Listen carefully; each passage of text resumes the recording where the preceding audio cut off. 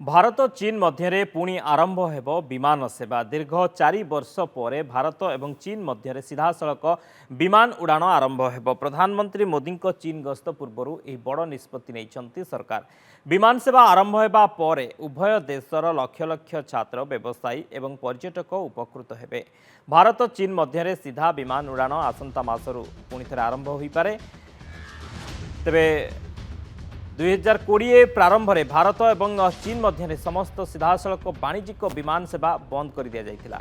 यार किछि मास पर 2020 जून मासरे लद्दाखर गलवाना उपत्यकार दुई देशर सेना मध्य हिंसात्मक संघर्ष होता जो 20 जन भारतीय सैनिक शहीद होते। यह घटना पर दुई देश मध्य संपर्क दूरेबार लगी विमान चलाचल बंद करा जाइथिला। सीधासलख विमान अभाव जो चीन जाउथिबा लोकों को हांगकांग सिंगापुर किंबा बैंकॉक भली सहर दे जिबाकू पड़ुथिला।